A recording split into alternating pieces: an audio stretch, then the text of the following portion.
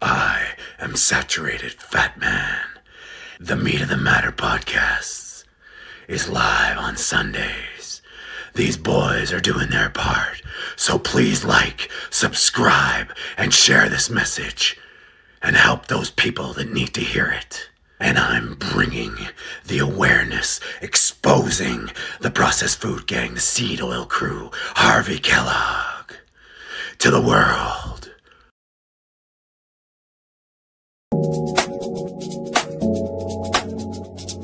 When the world felt numb and colors faded, I found a spark, a taste that woke me.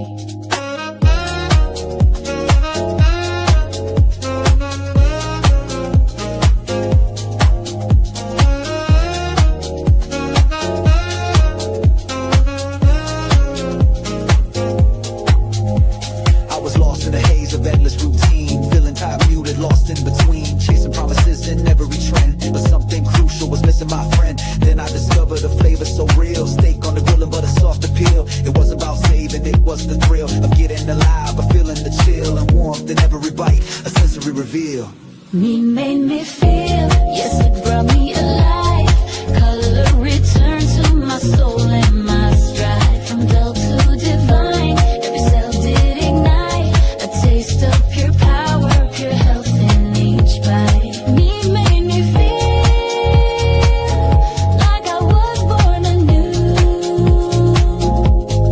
With every morsel, my energy grew. Now every meal's a revelation, a burst of light, recharging my body, setting my mind right. No more gray days or endless fatigue, just pure nourishment that makes my heart beat. Amino acids flowing like river meat beats, fast and smooth the edges, making life sweet. From muscle to marrow, the healing is real. I taste confidence, I taste how I feel, alive, vibrant, and unapologetically me. When you feed your body truth. There's something inside that bacon. I hope there's something inside that It's not bacon, just because if there's not, and It's the music of life. Every bite is a note and a Christmas.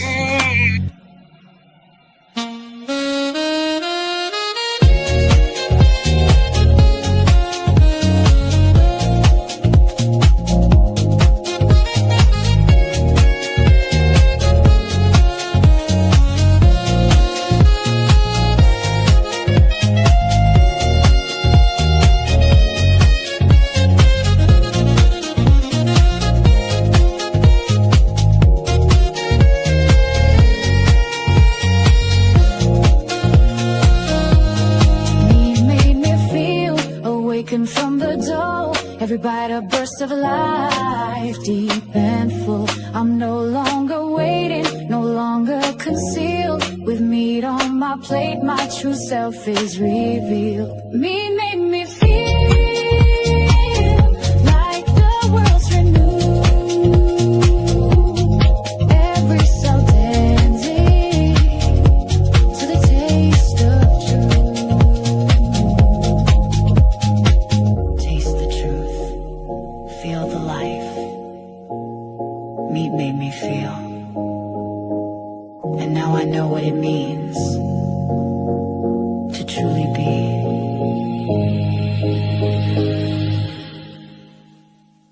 What can I get you to eat? We've got burgers, sausages, ribs, so whatever you want to dig in. Oh, I'm a vegetarian now. Oh, okay. That's okay. We've made provisions for you. Okay. Just come through here. Yeah. Yep, straight on. Yeah. And then straight on.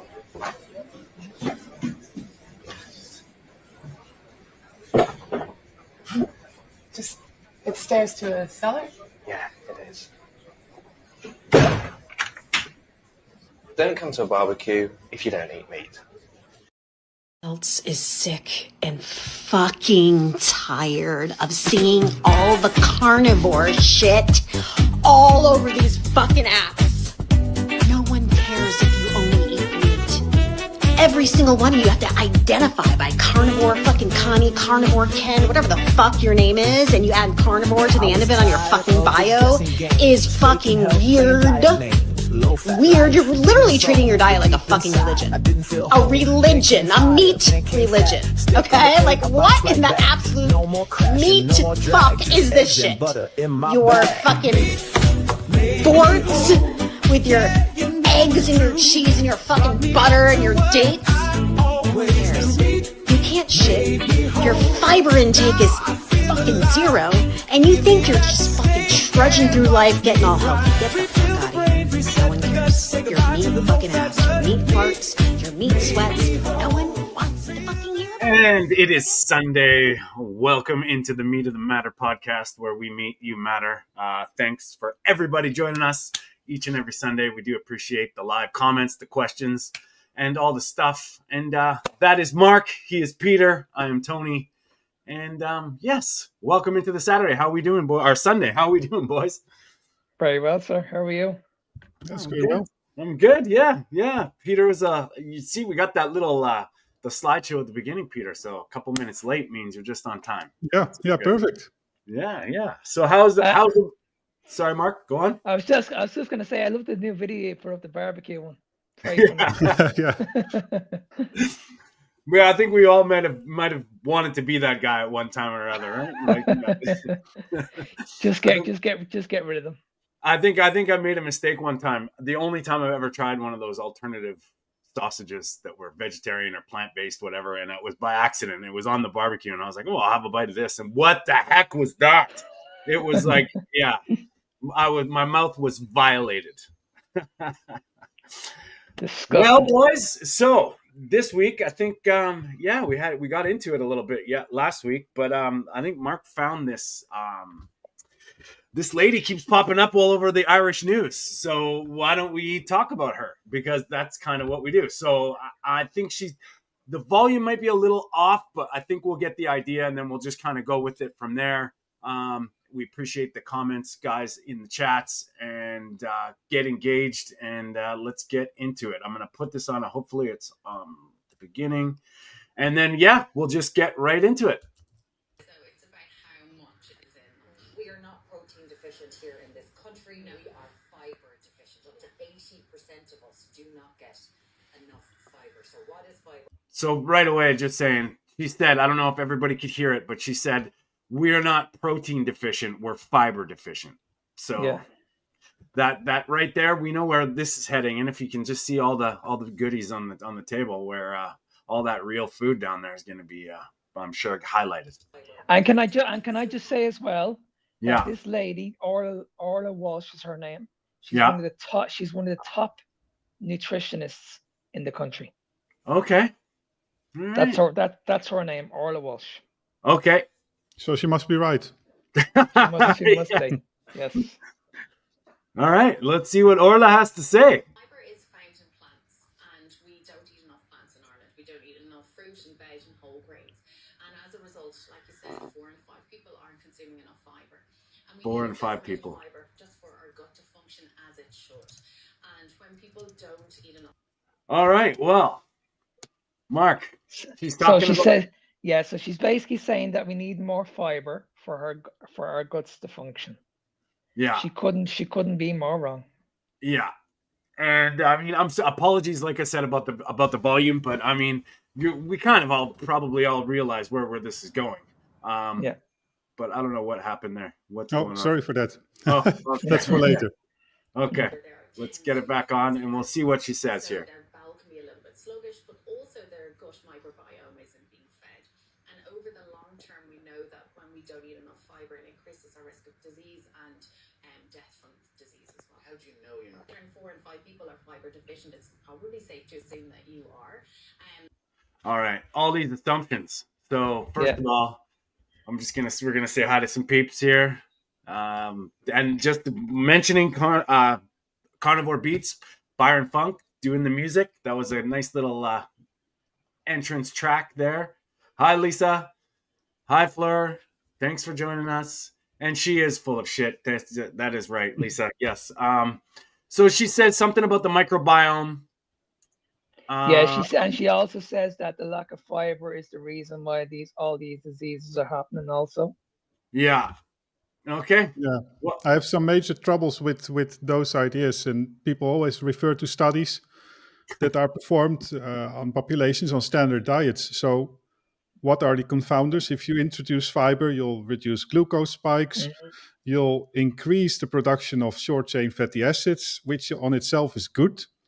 You automatically eat less processed foods, so more whole foods, which is good on itself. But yeah, all these benefits can be achieved also in other ways, and that troubles me the most when people change the idea of benefit into something being essential for optimal health. It just amazes me that every single one of them say the exact same thing, that the reason why most people are struggling is because they're not eating enough fiber. Every single one of them will say the exact same thing. If you eat more fiber, you won't have any issues whatsoever.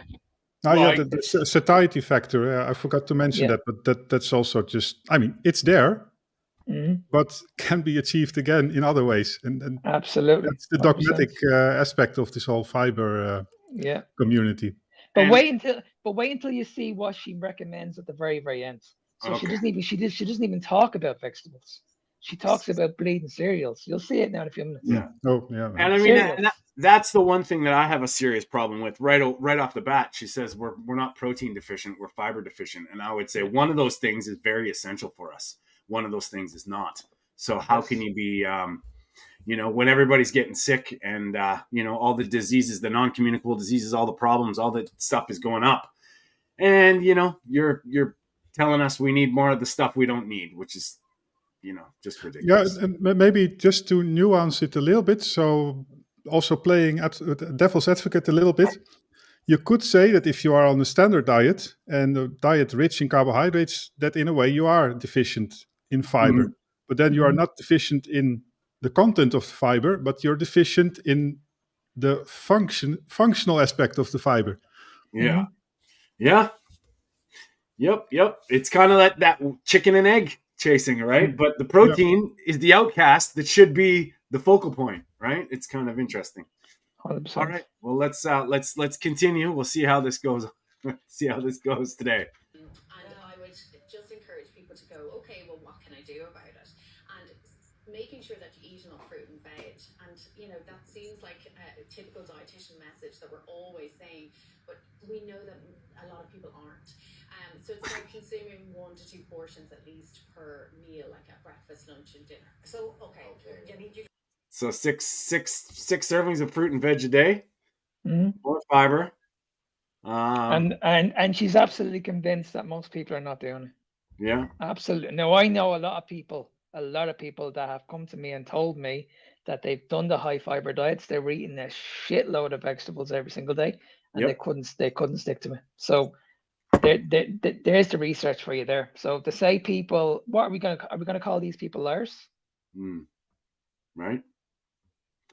Well, so for her to turn around and say that there's people out there that are not doing it, it's just very, very foolish. I mean, I would love to see the studies. I would love to see the research. I would love to see the evidence on all of this. Oh yeah. This is just basically, she's only guessing this. She has no evidence whatsoever to back this up.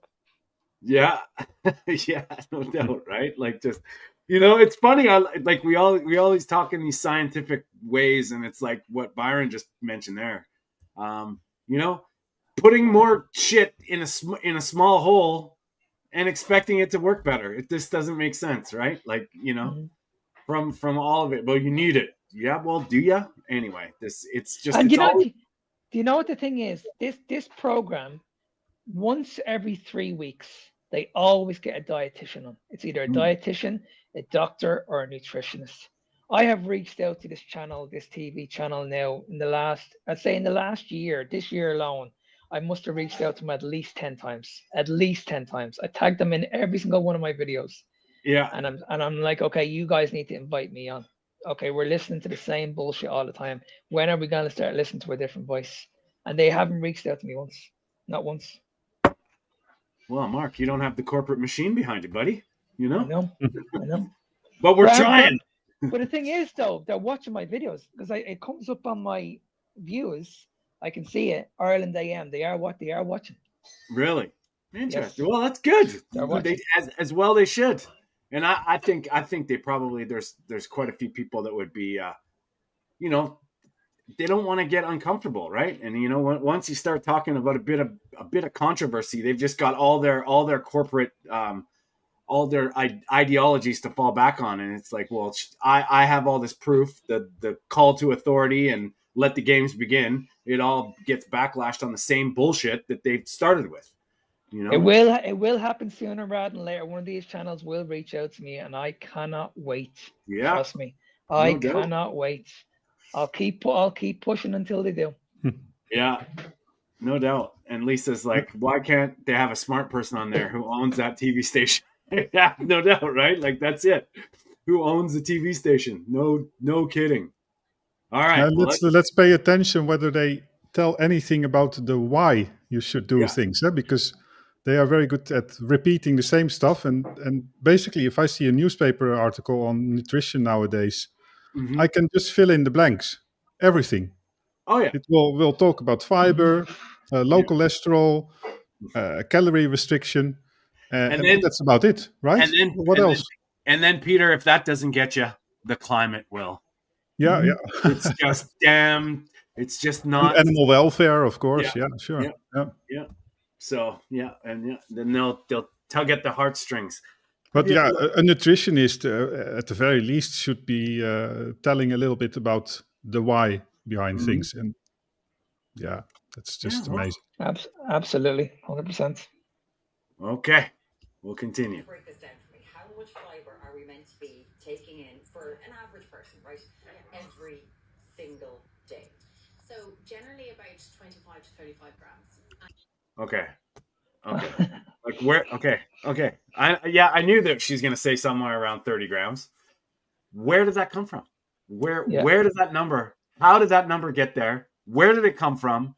What happens if you only get 24 grams of fiber? What happens if you get 31 grams of fiber? How much is too much? What's with this 30 grams? What's it doing? And when we don't really even know, the conversion and the microbiome always changes. So if your microbiome can change in 24 hours, maybe 30 grams is too much for one day. Maybe it's not enough. At least it doesn't make sense. So and what happens to my son if I give him 30 grams of fiber? Or what happens to my cat? Well, I don't have a cat, but if I give my cat 30 grams of fiber, or my grandmother, probably they should eat some less. And they also like, soluble, insoluble, and soluble fiber. Basically, one absorbs water, one doesn't. And I mean, one, you could argue one acts like the net, the web, and then the other acts like the gum. But if you're just eating fiber in one term, it's so stupid and it's so vague. Like 30 grams of, try 30 grams of psyllium fiber, man. You're going to go without water. You're in trouble. Like, that's going to suck up water. Like, I did this once in the past. With the idea of cleaning my gut. Yeah. I drank water with a lot of psyllium. I don't remember the amount, but it was really horrifying at some point because indeed it increases in volume. Yes. And of course, I diluted it already because I was aware of that it would be doing that thing. But still, it was very scary because it still blows up in your guts. And at some point, you start fearing that it becomes too much. And it can become too much with psyllium, in fact. But I mean, if you do it carefully, like I did, it's sort of safe. But it was not a pleasant experience. And probably it did clean up my gut a little bit. Well, that's because it took everything with it, buddy. Yeah. All the good and the bad. It just gets swept on, man. Because it waterlogs quite severely. Like, I mean, I remember thinking, and we probably all did crazy stuff like that. I mean, crazy stuff. I mean, this is quite crazy, but a lot of stuff that you would do on a standard diet or plant-based diet if you don't know about the plant toxins and all those things. Detoxing your body with liver detoxing with vegetable smoothies or whatever. Well, that's the same thing, and that's a good point, Lisa. Why do we need it if we don't digest it? Exactly. Yeah, it's like that's the funny thing about this stuff too. Like when I was kind of learning about just being told about health, and I was being taught about fiber, and like I almost opened up a supplement company about fiber. Like it was almost there, it was almost launched, and I backed out at the last second because of my partner was a little bit off the dial. But I think it was divine intervention. But I was convinced this is super good for you, and the funny thing is now I'm like, holy cow, this is crazy. I used to do detoxes. Once you understand that the liver and the kidneys are actually detoxifiers, they detoxify you. You want to protect them. Don't tax them. Don't put burdens on them.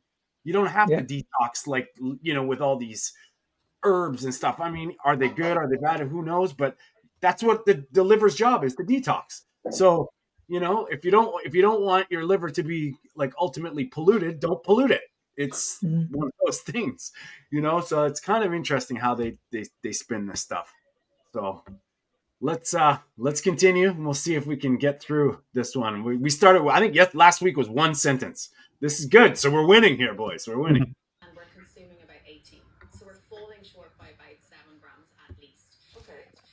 So what's fiber? Is this fiber here? Yeah, so fiber is the bulk of the fiber that we will eat will come from whole grains wheat.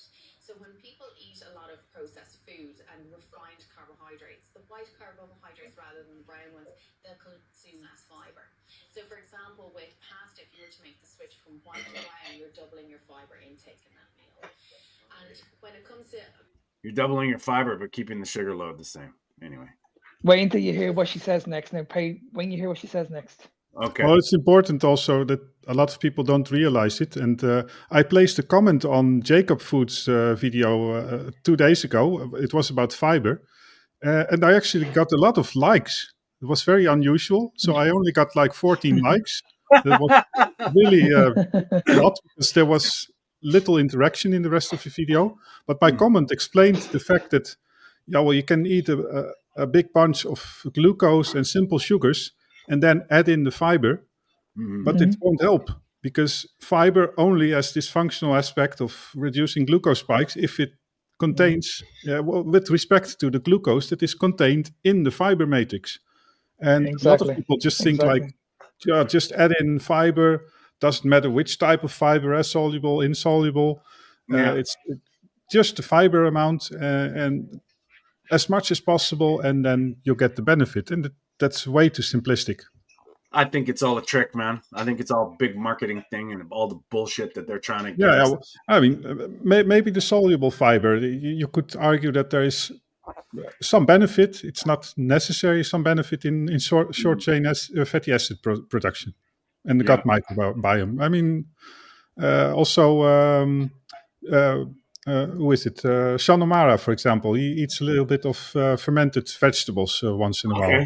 Yeah, I also do it like once in a month on average, a bit of sauerkraut, and those things, they are probably good for your gut microbiome. Are they necessary? Probably not. But it's the same as like say lettuce. Lettuce is probably the easiest thing that you can digest of all the vegetables. Water. I mean, I think that's pretty much made of water. It's going to be very, very easy to digest. So lettuce is a very good one as well.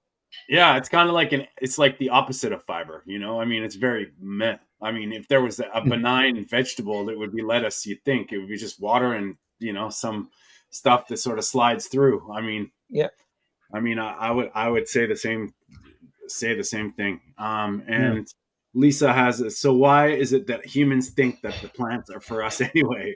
Maybe plants are for the animal kingdom that actually digest them with no issues. I would have to strongly agree with that.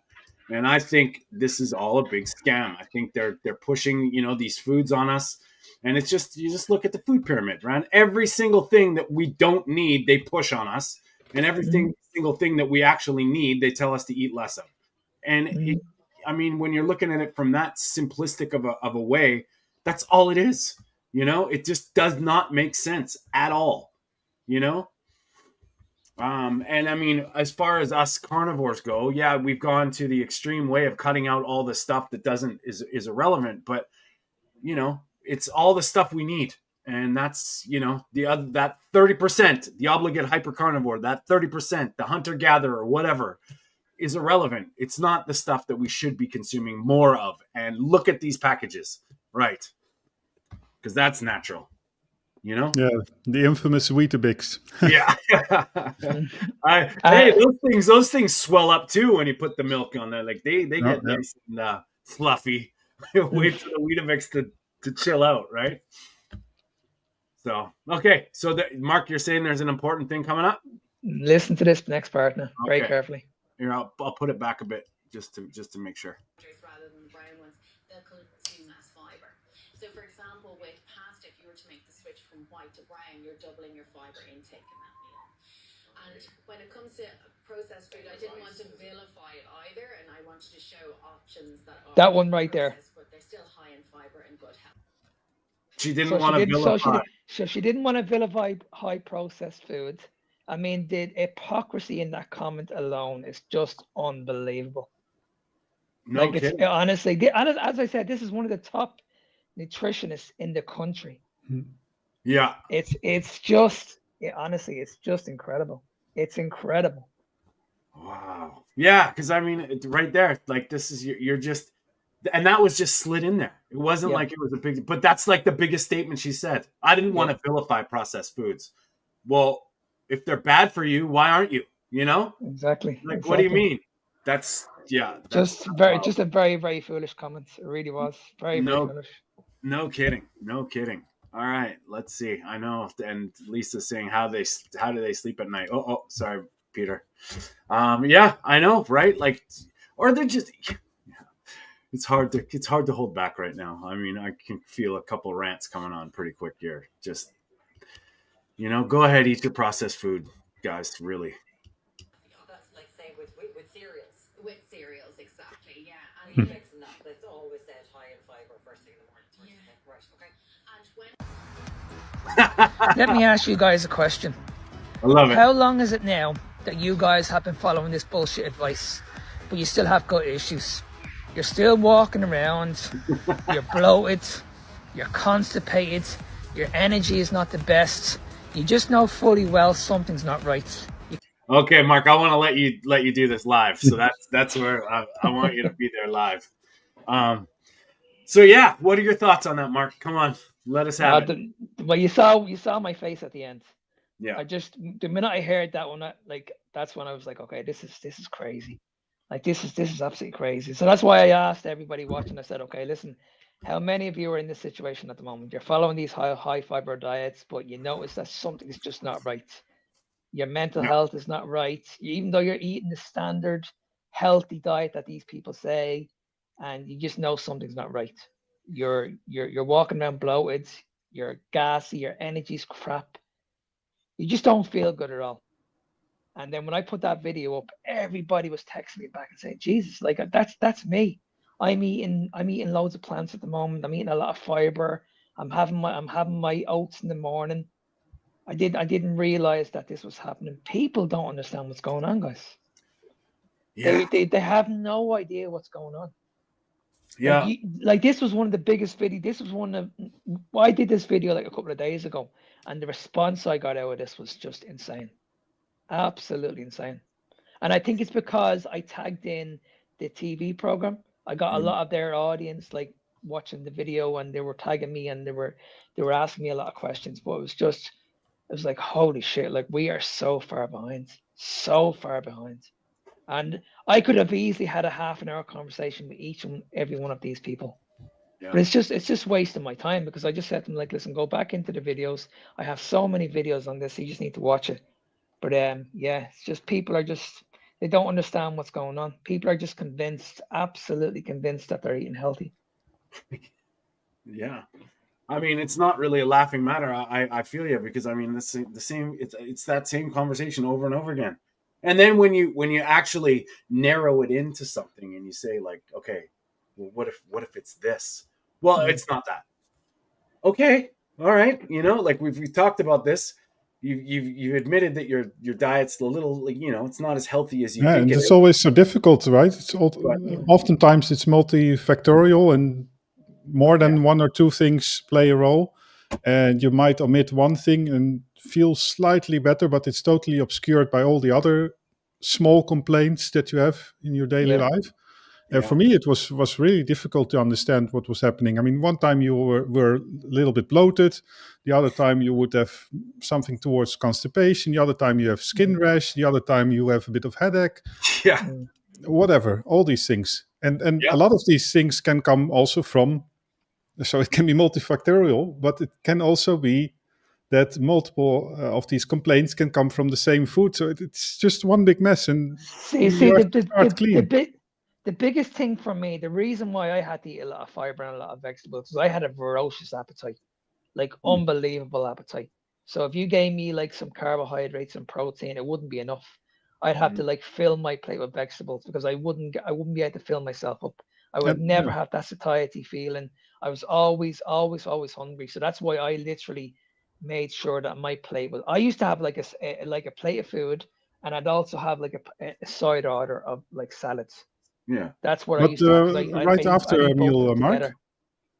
And Mark, right after a meal, not even then would you feel satiated? Because I imagine that. I mean, I had that. I would be satiated after a big meal of vegetables and grains and all those things. Oh yeah. But then, let's say 1 or 2 hours later, that effect would be gone. Oh yeah, yeah. And even though I filled myself up, if someone came out with to me like with treats or some chocolate, I'd be like, oh yeah, I want some of that. Even though I'm full, I'd eat it no problem. So I could never switch off that hunger hormone ever. You know, it's funny because what we think about, right? Like our old ways you'd fill up on the stuff that brings nothing to the table, and then you just want more of it instead of filling up on the stuff that you need. And it's protein and fat. Like, I mean, obviously a big bowl of pasta is going to fill you up, but like you say, Peter, sooner or later, you know, that sugar is going to call, and you're going to want something else. And it's unbelievable. All my life, the same thing. You're eating bowlfuls of salad thinking it's good for you, thinking it's awesome. Like, oh yeah, this is good for me. I'm going to eat a salad before bed. And it does nothing. Before bed. Well, see, I kind of had an idea about this, let's say about 10 years ago, because I used to eat my carbohydrates, a lot of carbohydrates. And I used to always say to myself, like, why am I always hungry? Why do I eat this meal? And an hour later, I'm thinking about food again. Yeah. And in my mind, Roz, I just went with, because me and you are in this industry, Tony, when we were taught back in school, fiber slows down the absorption of sugar. And I fell into that trap. I was like, okay, I need to add more fiber in here. That's going to keep me full. And I used to spend a fortune on these vegetables. But then I was really struggling. And then the next thing I was struggling to pay for was the digestive enzymes. Digestive enzymes are really expensive. So it was basically adding on to, like, I was spending more money. If something wasn't working, or if something was causing a problem, I'd have to go out and get a supplement to fix the problem. So I was always spending money to try and find out what the problem was. Does that make sense? Yeah. Well, you know, and that's what happens when we're not properly nourished. Yeah. And just looking for quick fixes, all you know, and then all of a sudden you're chasing your tail and you're thinking, and that's the trick too, Mark. That's the pre-medication loop where you think you're broken. You're eating all the stuff, you're doing everything that they tell you, but something's disconnected. So you keep searching for the right answer instead of taking care of the foundations. And now when people have started to figure out the foundations, we get ridiculed, and we're the ones that get, like, you know, and it's unbelievable, like how these mainstream doctors and nutritionists and dietitians all fall on the same bloody sword, and they swear by it. And it's like, well, I can tell you, you know, just with our interviews alone, look at last week with the Cumbrian carnivore. Yeah. Look at Bill reversed his shit. Like, try and tell him to go back to the way, you know, he's eating something wrong, and he's going to eat a bunch of fiber and wheat bix. But not only that, you tell someone who's suffered with IBS for a very, very long time, huge, long time, and they go straight onto this way of eating, and within months, the condition is reversed. Yeah. And you look at the mainstream media will say, like, listen, if you have this condition, you need to eat more fiber. Yeah. Just eat more fiber. It's insane. So how do you explain to someone who's reversed the condition, that's been dealing with an autoimmune issue for a very, very long time, and it just out of the blue, it just goes away. Yeah. How do you explain that? Yeah, and it happens over and over and over again, and it's funny with IBS because it's just a matter of time. Anybody, you know, you go in and the doctors, well, whatever, tell you have IBS. What caused it? Oh, it's just you. It's just your guts. You just guts. Leaky gut's not a thing. Yes, it is. You know, it is because we've seen it go the other way. You know, when people, if you can break something, you can fix it. If you fix it, you can break it. So, you know, what happened to all three of our guts? I mean, I know I was lactose intolerant. If I had milk, I would and I was a kid that loved his milk. So I drank milk all my life. And by the time I was about 25, and I'm telling you, within minutes, I would have like ferocious diarrhea within minutes. And that is completely gone now. Why? What happens? I'm just magically, you know, my genetics just started kicking in at the age of 45. You know, that's even with pasteurized milk, right? Or yeah. This is dairy. That's amazing because yeah. I had to go one step further. I mean, but still, I mean, that shows that the carnivore diet already improves the leaky gut aspect. Yeah. Well, no doubt, man. And it's just, I was living proof, and I didn't even realize that was actually for all the new carnivores out there that aren't keeping track of these resolutions of these things that are resolving.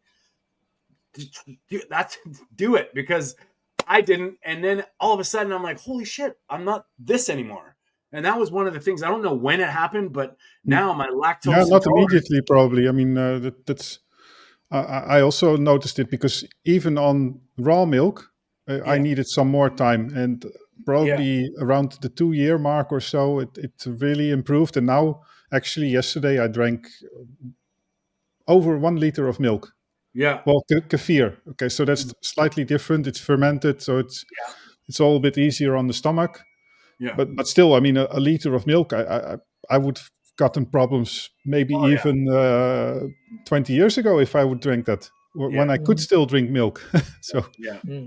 Well, I mean, it changed for me, and I was like, holy cow, because I didn't drink milk for, you know, God, almost 7-8 years, like, because I just, as soon as I did, woo, and I'm talking, and it was, if I had cream in my coffee, I would get, if it was too much, there would be a line, a little bit too much, I'm going to the washroom, like now, and that's completely gone. Now I can drink, you know, I'll drink whole milk, or you know, I can't, because in Canada it's illegal to get raw dairy, so I'll drink whole milk. It's pasteurized, but, you know, non-homogenized whole milk, and I can drink a liter and not feel anything, like no problems whatsoever.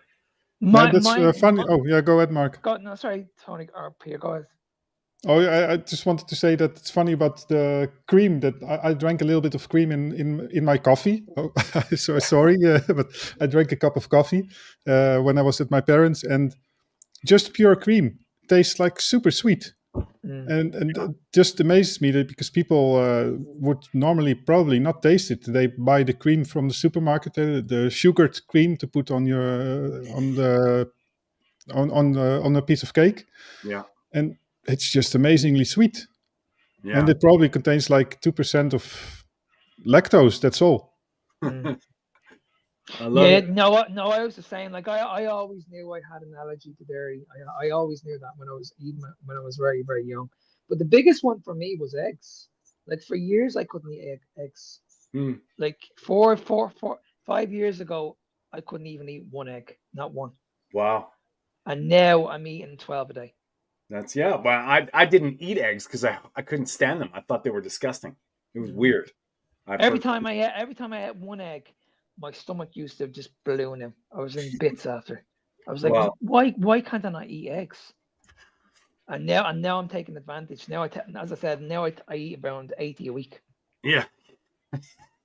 Yeah, that's a good food survey. Hey, Mark, how many eggs do you eat a week? Everybody's like, yeah, maybe 5, 6. Mark's like 80. I love it. I love it. Yeah, well, I mean, that's the thing too, is I found like progressing into this way of eating as well. Like, I mean, Byron's got a bunch of stuff about of course, it produces gas and like bacteria feed on that stuff and they produce more off gas, right?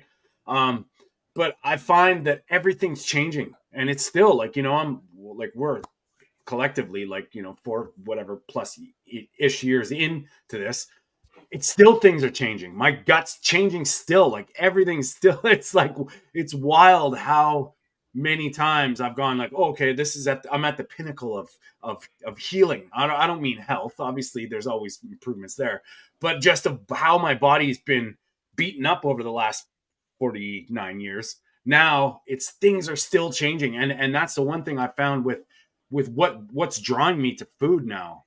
It's wild and it's completely different. And I think that's another thing that we underestimate with this fiber processed food crap is that it hijacks our natural instincts and it makes us go not instinctively and use intuition.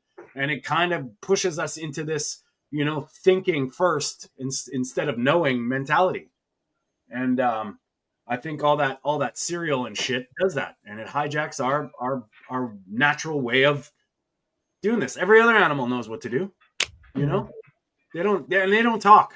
So how is it that goat knows exactly what to eat when it's born, exactly, and how much, or keep going, And we're the only animals that are so smart that we think we know better, right?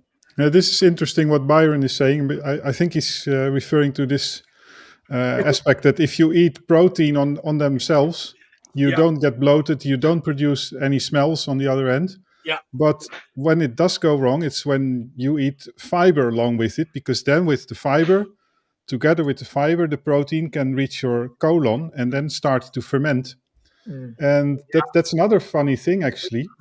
Yeah. In a discussion under a TikTok video, I don't remember exactly where, I talked with somebody about fiber fermentation, and he argued that protein fermentation is very bad.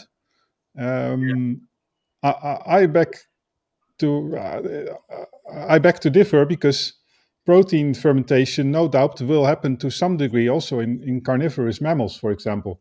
So if their food, some of it will reach their colon, right? I mean, it will be very little, but some protein fermentation will happen, and somehow people think that it must be bad because it's not the same fermentation process as with fiber.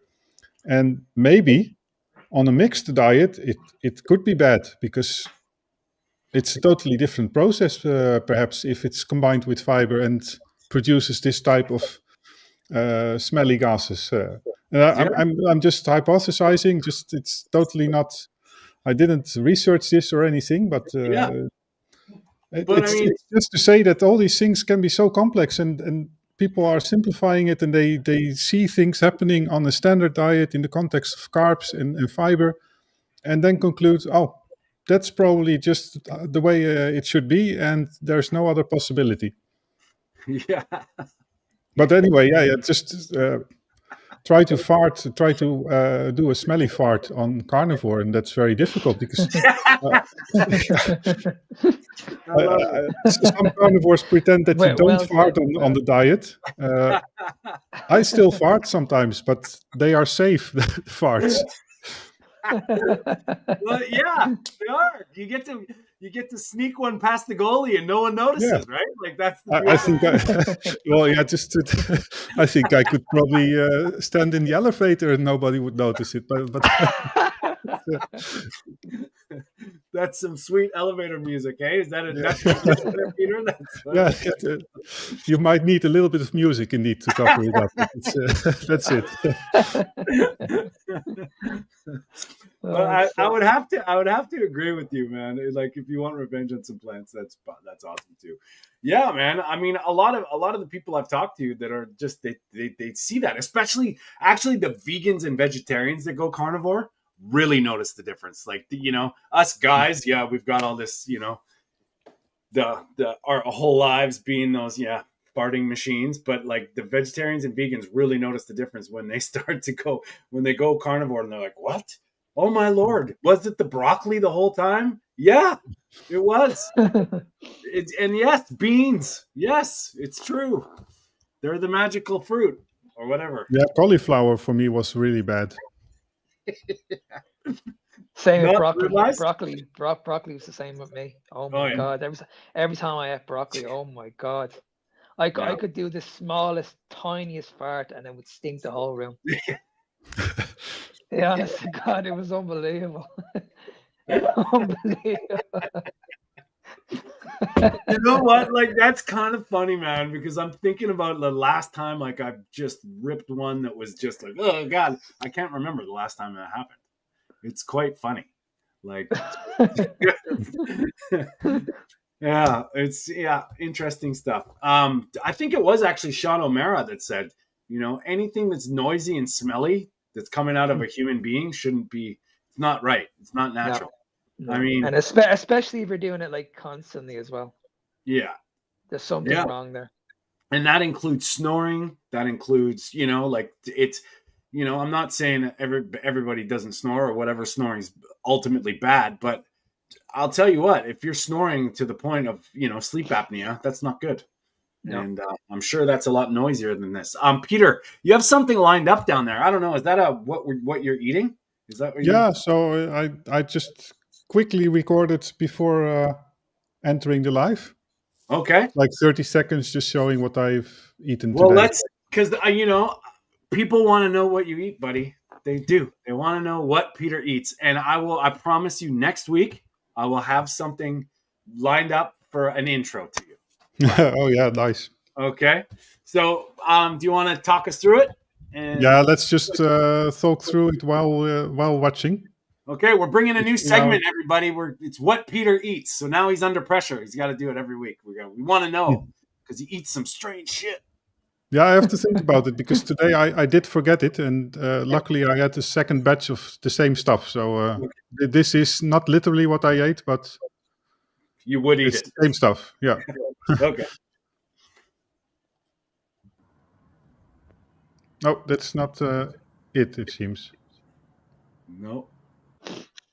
Oh, there it is. Okay. Yeah, so I started with 2 lamb chops, raw, and some liver. Okay. Bit of grass-fed butter. Oh. Sauerkraut this time. What? That's gonna make you fart, buddy. Yeah. How dare you? Not all of this, by the way. Just like 2 spoons or so. Okay.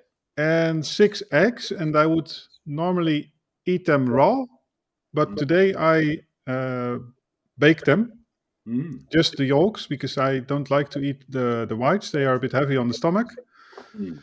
And yeah, I noticed it again, that cooking the eggs makes them heavier, and really it's so much better on the stomach if I eat them raw.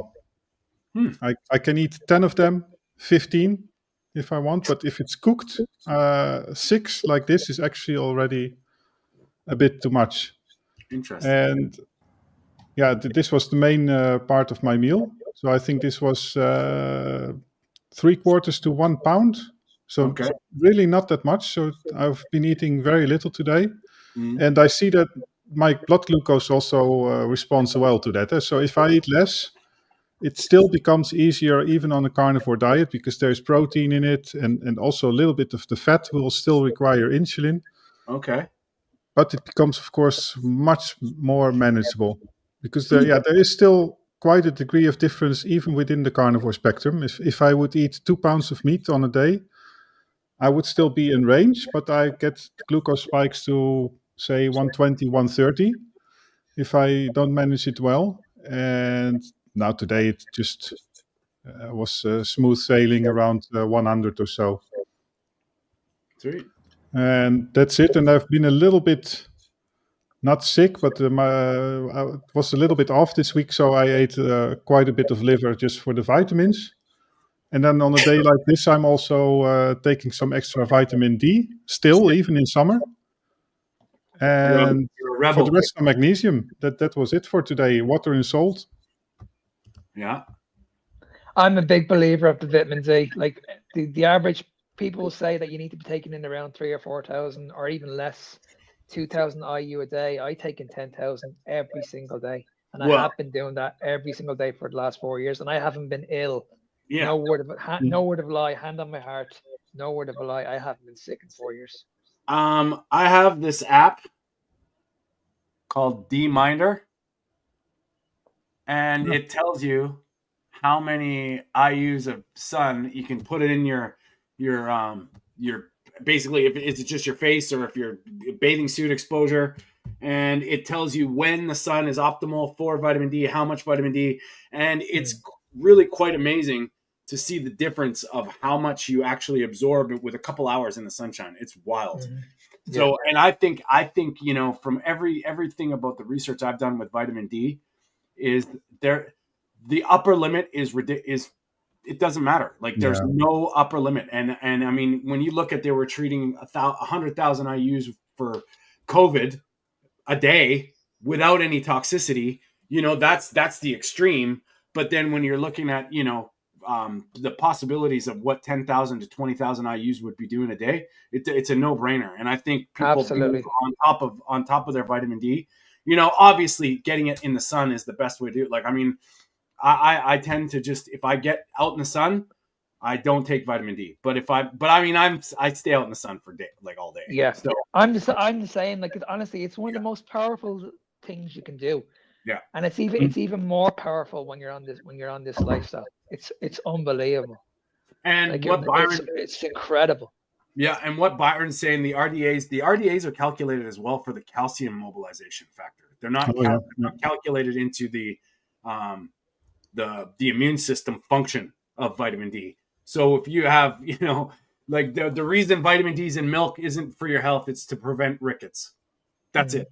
When they had a ricket problem, they put enough just to get through that. So these RDAs are all over the ridiculously wrong. Yeah, and it's the same as with fiber, because I'm like 200 pounds, but a person of 150 pounds, male or female, that sort of things makes a big difference. I mean, maybe I can take twice as much, certainly twice as much as a small female person, and probably they have different RDAs for children and maybe different RDAs for elderly. Yeah, but it just shows how much of an estimate it is. And exactly. I was just going to say, I think this is absolutely powerful for men and their testosterone. I really do.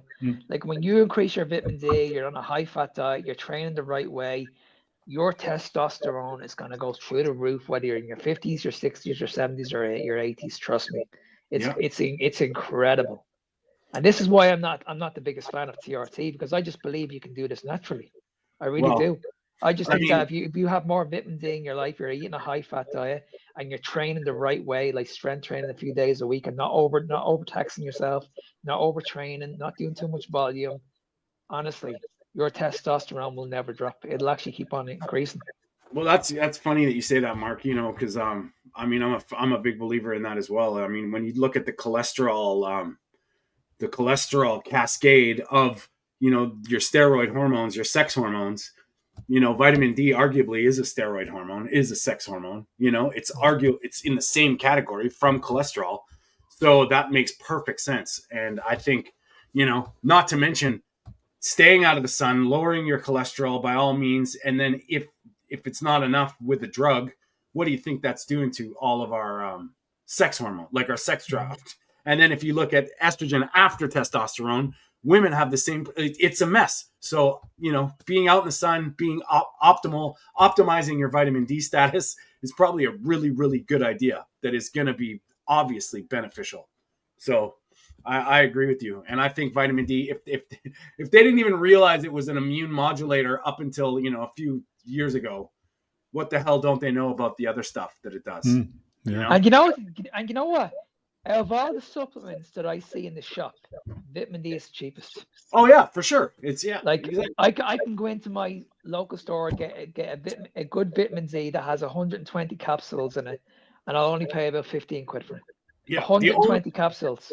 The only thing I would say, if people are starting to up their doses of vitamin D, just be mindful of the vitamin K2 factor. Like you want to make sure that you're, I mean, obviously, if we're eating butter and animal fats, it's going to be high in that. And I mean, sauerkraut is good for K2 as well.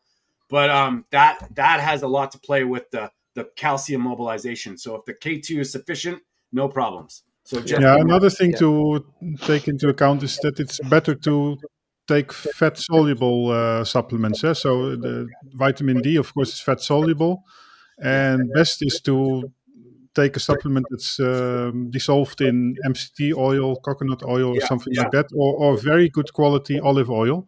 And there, of course, you need to be extra careful that it's really good quality. But a lot of supplements, I mean, they will work, but without the oil, it is less easily absorbed. Exactly, because most vitamin D, I bought 2 when I was in Florida last year, and the 2 of them have the exact same ingredient in it, seed oils. Yeah, the exact same. So yeah, I would, and that was one thing I didn't even look up. I only realized it when I brought it back here. But yeah, 2 of them have seed oils in it, so you need to be very, very careful that the oil that's in it is a good source. Yeah, and I mean, it's still better than nothing, of course. I think that if the alternative would be not taking it, then that little bit of seed oil probably is not going to do that much harm, but it's, better to avoid it. Yeah. Yes, that is true. Well, boys, let's get into one more thing. Before we go, we got something to do, and it's something we do every week. And this one, we're gonna get into it again. These guys are getting richer while you're getting sicker. Write that down. Write that down. Write that down. Write that down. Write that down. Write that down. These foods are highly processed, complete garbage, and I can promise you now, I wouldn't even give it to my fucking dog. Write that down. Today on Write That Down, we're going to challenge this. Here we go. The carbs make you fat. Why aren't professional cyclists obese? They eat mountains of rice, pasta, oats, gels, fruit, energy bars, all carbs, and guess what? Not love-handled on the site, because it's not carbs that make you fat, it's excess. Too many calories, too little movement, too many excuses. A cyclist will burn 5,000 plus calories a day and use carbs like jet fuel. You burn 800 walking to the fridge and back. Carbs aren't the enemy. Inactivity and overeating are. So stop blaming food groups for what's really a discipline problem. I find these people... Okay, we want a live reaction here. We want a live reaction. There you go, guys. It's all down to discipline. That's the reason we're gaining weight. Hey, holy shit.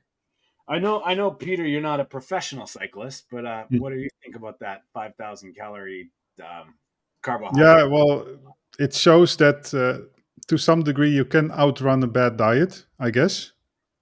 But it's difficult. But yeah, if you have a professional sports career or if you're a fanatics athlete, you can outrun a bad diet in this way. You don't gain fat. You just run enough, you cycle enough. But once you stop, it's I've experienced it myself. That's maybe the first reason why I started going on this low carb journey. That was that once I stopped cycling after summer season, I would basically become type 2 diabetic. I just noticed that I had to inject way more insulin for each gram of carb. I was gaining weight and all these things. And I was fed up with it at some point and started with this low carb diet from Dr. Bernstein. Yeah. And with professional athletes, you see the same. Not all of them, of course, because who knows? For example, Lance Armstrong, he continued cycling, not as a professional career, but he continued cycling. So he stayed lean. But there are also a lot of athletes that don't stay lean and become type 2 diabetic. And I think it's quite a percentage of them as well. But I think the most important thing is not all of us are athletes. No, I was just going to say that, Mark. You said that before.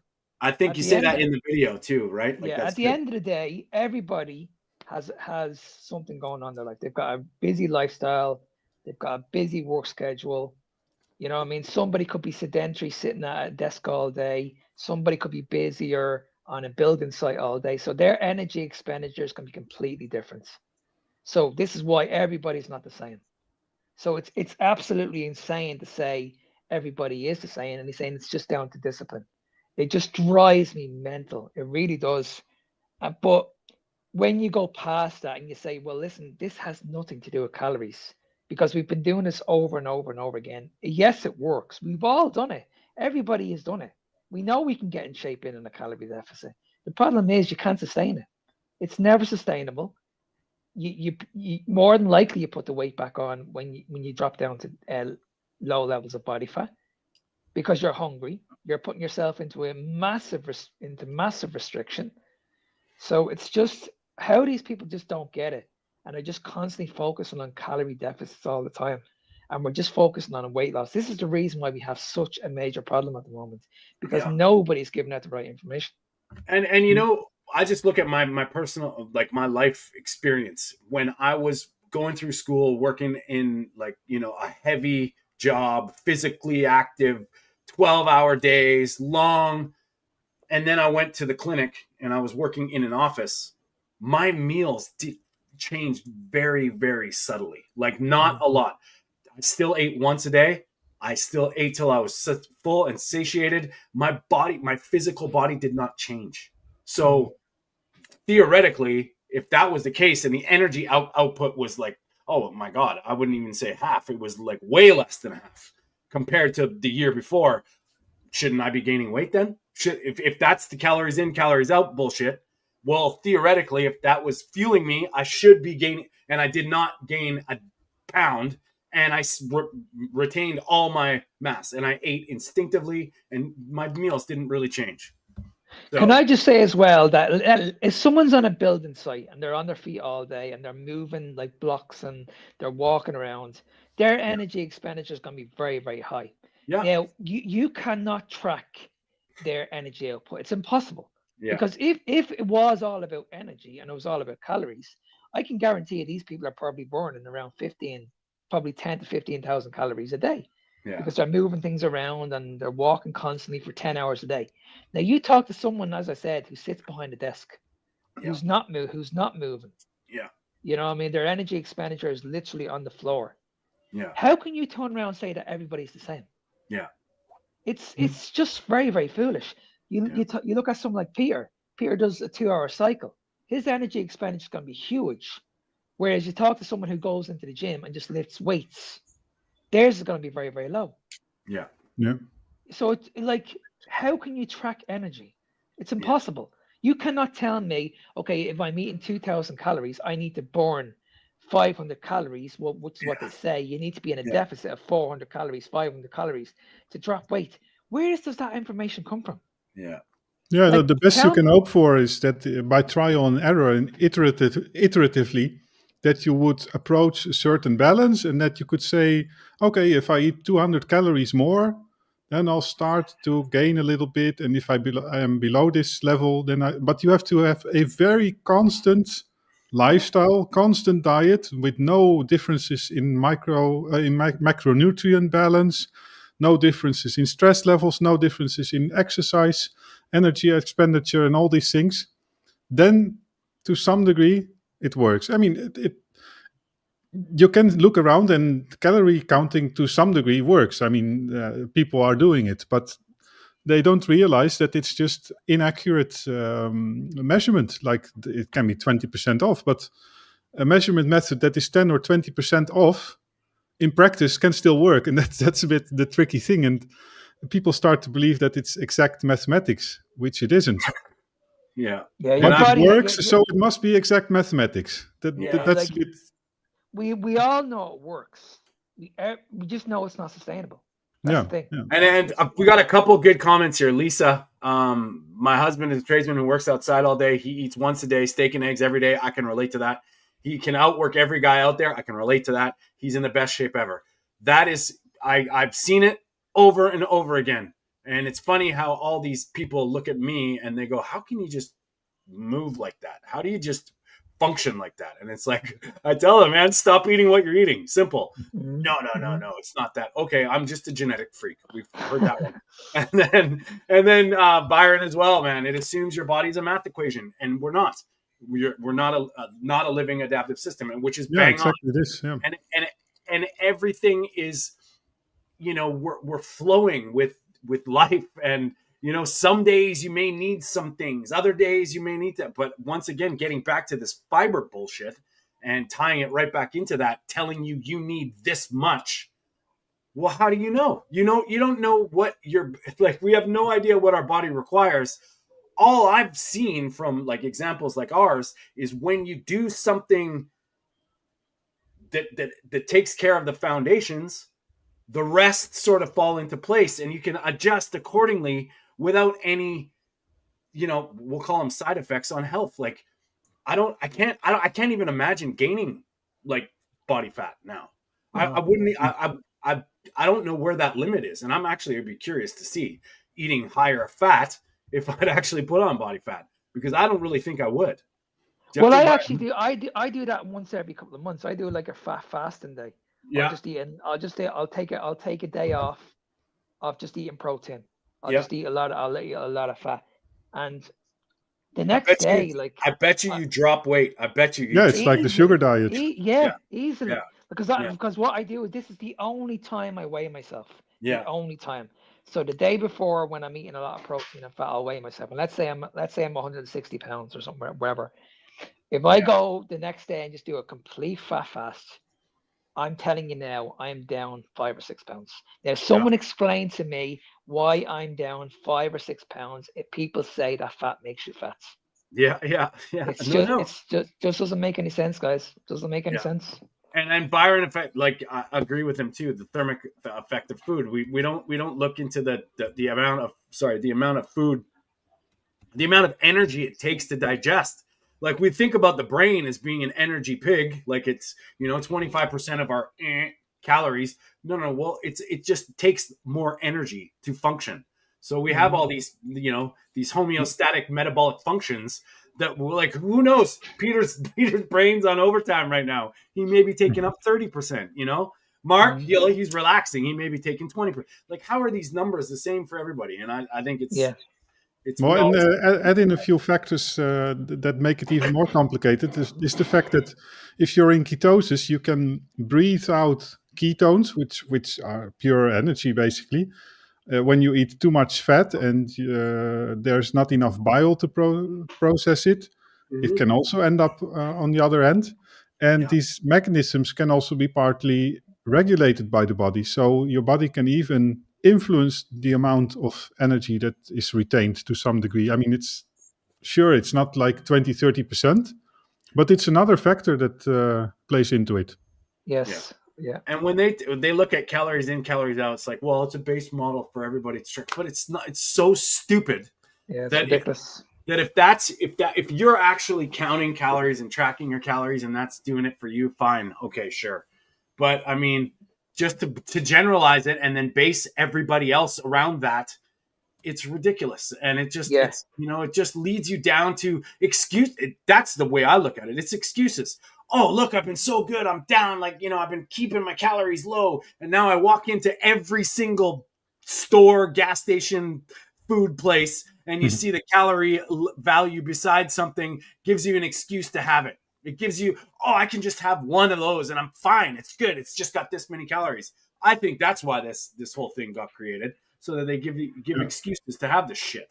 And then we come back to discipline again. And he talked about it in the very beginning. And I dislike the word, first of all, because it has a touch of blame to it. But it's also not in touch with nature, basically. Yeah. Do you find any animal that has discipline? I don't think so. And it's just a human construct. And discipline, I mean, even humans are undisciplined creatures in the end. I mean, we think we are disciplined, but I don't know, what is it? Like 80-90% of our behavior is like automatic and not under our control anyway. Yeah, honestly, this is the one thing that really drives me crazy. Is when I hear trainers saying, like, you didn't train hard enough, you did not track your calories, you weren't disciplined enough, and then these people go away and they take on this advice. They're like, okay, it was me. I feel a little bit guilty. Next time I'll try a little bit harder. That drives me absolutely crazy. It really does. And these people are convinced that it was my fault. I failed. I just need to try a little bit harder. Yeah. Honestly, Yeah. guys, it drives me mad. Drives me mad. Well, there's so many things we could get into, guys, and right now this is kind of a good little bit of a closer. Everybody gets a little bit of a rant. We all kind of feel the same way, and I mean, I'm gonna say this before we close out today. You know, it's back to simplicity. We're the only species on the planet smart enough to make its own food and stupid enough to eat it.